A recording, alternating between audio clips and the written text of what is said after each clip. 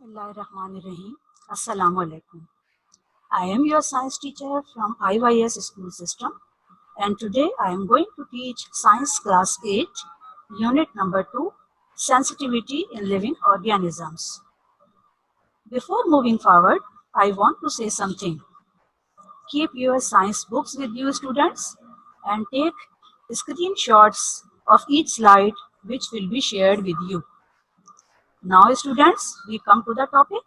Our today's topic is nervous system in mammals. Nervous system in mammals. Students, do you know what are mammals? Yes, mammals are those animals which have hairs on their body. They have sweat glands and mammary glands. They don't lay eggs, except few of them, and give direct birth to their young one. And the most distinct feature is that they have external ear. Now we come to the topic nervous system. What is the nervous system? The definition of nervous system is that you can see in the slide the definition of nervous system. It is a network of nerve cells and fibers which transmit nerve impulses between the parts of the body. It controls and coordinates all parts of the body. I am repeating again, the network of nerve cells and fibers which transmit nerve impulses between parts of the body. It controls and coordinates all parts of the body.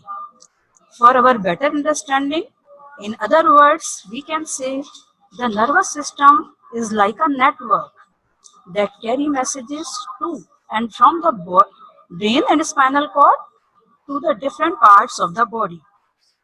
Means the nervous system is a system by which messages are received and sent.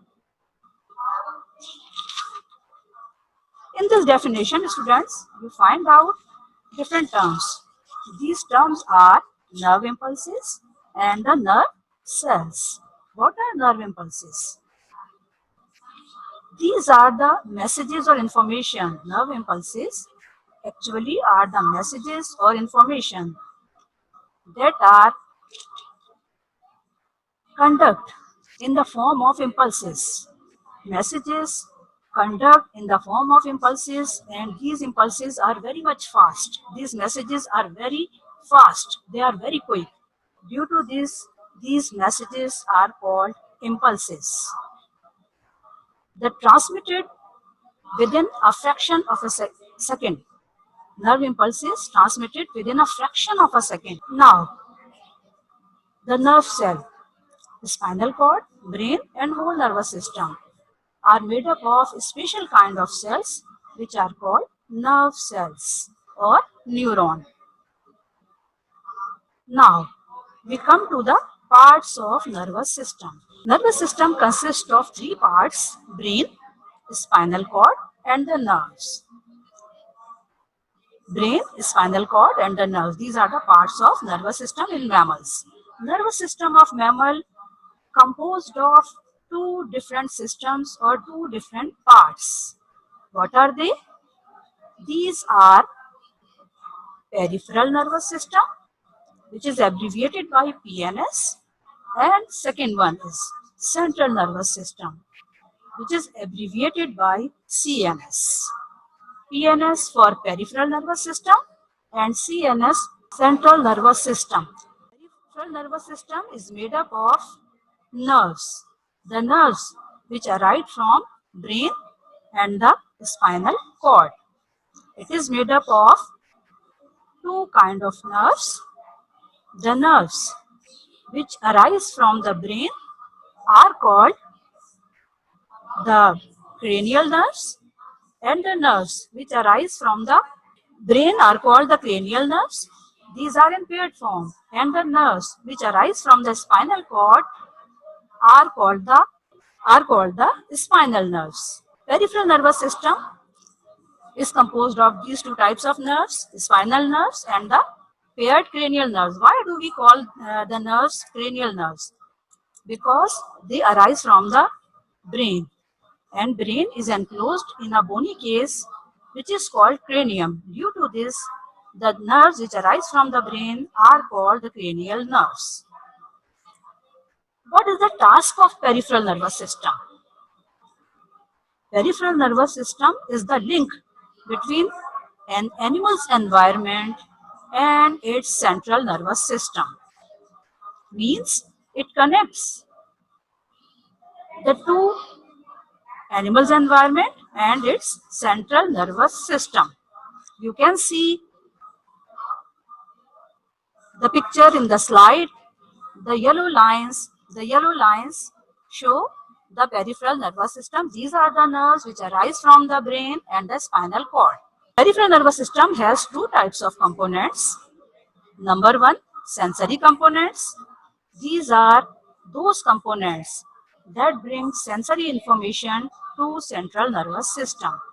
The components that bring sensory information to central nervous system are called the sensory components, and the motor components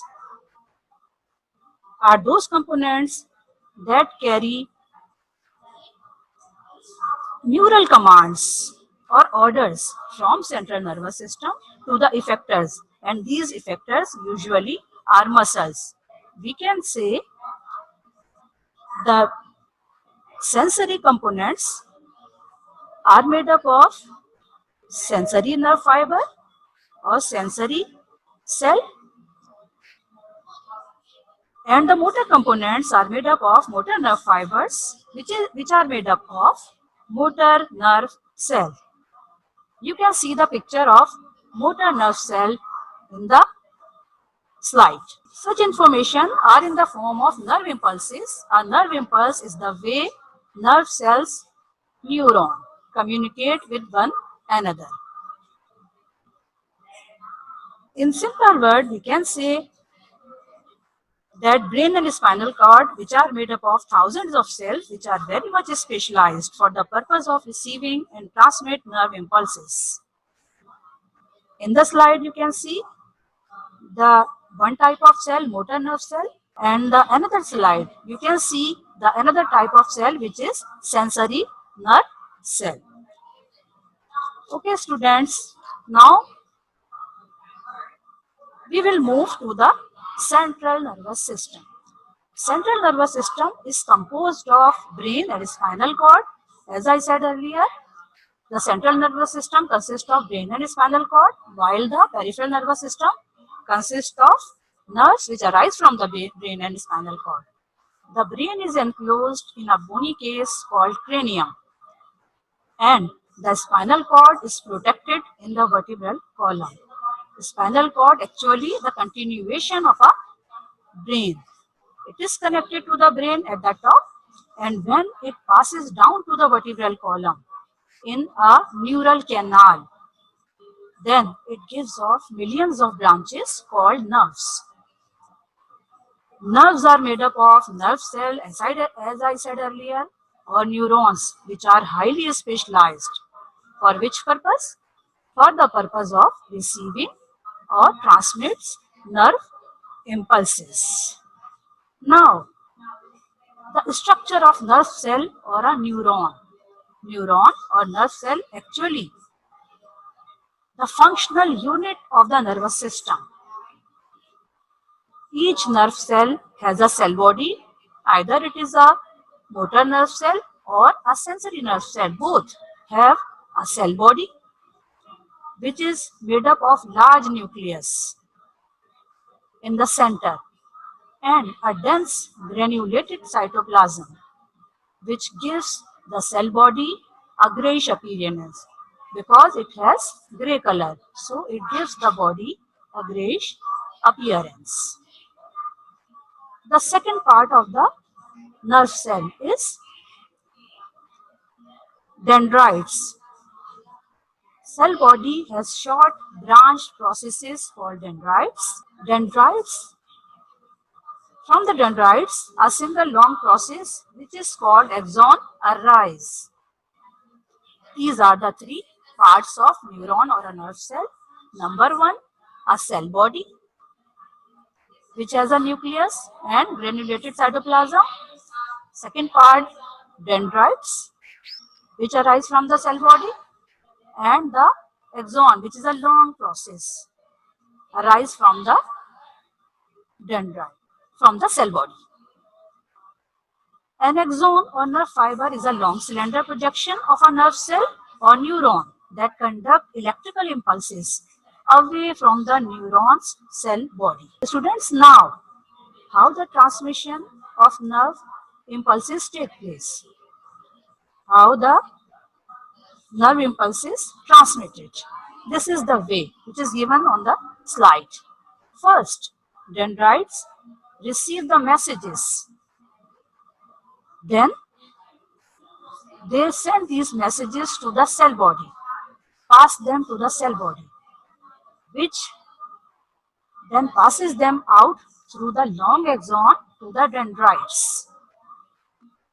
What happens? First, dendrites receive the messages, then dendrites send these messages to the cell body, then these messages sent to the axon and then to the dendrites, but not the dendrites of the similar cell, but the dendrites of another neighboring nerve cell, because there is no direct connection between the fibers of adjacent neuron. So the messages pass through cell to cell across the junction, and these junctions are called synapses. Okay, students, I will repeat again. The dendrites usually receive messages from outside. These messages pass to the cell body. Then these messages cell body pass these messages through a long axon to the dendrites of another neighboring nerve cell, because there is no connection between the fibers of adjacent neuron, and messages pass through cell to cell across the junctions. These junctions are called the synapses. Now we come to the brain. Brain is the part of central nervous system, and brain is divided into three main parts. What are these parts? Number 1, cerebrum. Number 2, cerebellum. And number 3, medulla oblongata. Brain consists of three parts: cerebrum, cerebellum, and the medulla oblongata. The first part of the brain is cerebrum. Cerebrum is the topmost and the largest part of the brain, and it is also called forebrain. It is concerned with the receiving of stimuli and coordination of responses. It is vertically divided into two halves. Each half is called cerebral hemisphere. It has many folds. It is concerned with the receiving of stimuli and coordination of the responses, and the ability of learn. What are the tasks which are concerned with cerebrum? The ability of learn and exhibit intelligent behavior is located in this part of the brain. You learn, you memorize, you exhibit your intelligence, your emotions. These all parts are located in this part of the brain. And a very interesting thing about the cerebrum is that the right half of the cerebrum controls the left side of the body, and the left half of the cerebrum controls the right side of the body. How the surgeons and the scientists and the doctors found this? What happened? When a person injured and he had a head injury on the right side, they observed that he lost the control of he had the injury on the right side, but he lost the control of the left side of the body. They observe other patients, they examine them, and they reached a conclusion that the right half of the cerebrum controls the left side of the body and the left half of the cerebrum control the right side of the body. Cerebrum is the topmost part of the brain. It is also called forebrain and it controls all the voluntary actions. The ability of learn, exhibit intelligent behavior located in this part of brain. Your memory, your emotions, all concerned with this part of the brain. Now, the second part of the brain is called cerebellum. Cerebellum is the also called midbrain. Cerebellum or midbrain serves as a pathway for nerve fibers. It also controls certain reflexes connected with sight and hearing. Your sight and hearing also concerned with cerebellum. It controls the muscles and the balance of your body. Your muscles control and the balance of your body is concerned with cerebellum. It coordinates between the brain and the spinal cord. Now, the third part of the brain is medulla oblongata. It is also called hindbrain and it is said it is also called brain stem. It is the posterior part of the brain. It controls all the involuntary actions. What are the involuntary actions? Those actions which are not in our control. It controls your heartbeat, your breathing rate, your blood pressure, digestion, respiration, pulses, and those things that go on without our control. They can take place without conscious thought. These involuntary actions are located in this part of the brain. Now we will move to the reflex actions. Reflex actions are called the involuntary actions, like blinking, sneezing, coughing, and shivering. Reflex actions. What is the definition of reflex actions? A quick and sudden movement which does not involve brain. The spinal cord interprets these messages and bring about the response. A quick and sudden movement which does not involve the brain. These are not in our control. The spinal cord interprets these messages and bring about the responses. In other words, we can say it is an immediate response to a specific stimulus. They take place without our conscious thought. What is the stimulus? Actually, stimulus is a sensation which received by a sense organs. For example, students, light is a sensation or stimulus. Heat is a sensation or stimulus. And which sense organ received this stimulus? The stimulus are received by different sense organs. For example, light is a stimulus which received which sense organs? Our eyes. This message conveyed to central nervous system, brain or spinal cord by sensory nerve fibers. The central nervous system translate this message and send message to the muscle. Why? To give or produce a response. Students, some stimuli and their responses Some stimuli and their responses are given in your book on page number 15 in the bottom. And their sudden reflex actions, their responses are also given in the column. For example, flash of bright light. When a flash of bright light enters in your eye, what happens? What reflex actions occurs? What reflex action or what reaction takes place? What is the response? Pupil of eyes get smaller.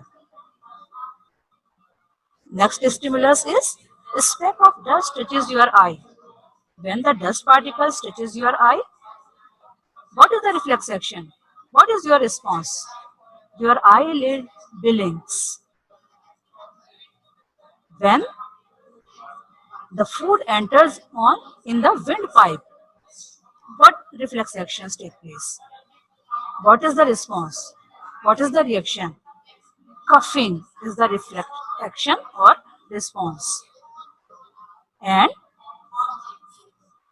if your hand touches something very hot, what reflex action or response takes place? You immediately moves away quickly your arm so that you cannot be burned. These are the reflex actions or responses from the certain stimuli. As I said earlier, the reflex actions are the involuntary actions and these are not in our control. They take place without our conscious thought. The blinking, sneezing, coughing and shivering are examples of reflex actions. Now, we come to the diagram reflex arc. Okay, look at this diagram. The whole process by which reflex action takes place is given in this diagram. What is the reflex arc? You can see the diagram in the slide. It is the diagram of reflex arc. What is the reflex arc? Reflex arc is the path along which the messages is received and the reaction is produced. The pathway along which the messages are received and the reaction is produced is called a reflex arc. Reflex arc. Now, the involuntary actions. I have shared the involuntary actions. Now move to the voluntary actions. Voluntary actions are those actions which are in our control. We can control them. They take place with our will or wish. For example, reading, speaking, sitting, walking. These are all the voluntary actions. Students, now I will show home task slides. Take a screenshot and do homework in your fair copy with good presentation. The questions are, define the following terms. The terms are neurons, dendrites, and axons. These definitions are given on page number 13 under the heading of central nervous system and the neuron. In the central nervous system, the definition of neuron is given, and in the neuron, the definition of dendrites and axon are given. Question number 2. What is nervous system? And explain peripheral and central nervous system. The answer of this question is given on page number 13 under the heading of peripheral nervous system and central nervous system, and the definition of nervous system I have already shared in the slide. The third question is, differentiate between voluntary and involuntary actions with 2 examples of each. The answer is given on page number 15. Involuntary actions are given under the heading of reflex actions, and voluntary actions are given below the diagram of reflex arc. Okay, students. Now, the fourth question. Describe transmission of nerve impulses. The answer is given on page number 14. Question number 5 is explain different parts of brain with their functions. The answer of this question is given on page number 14 under the heading of brain.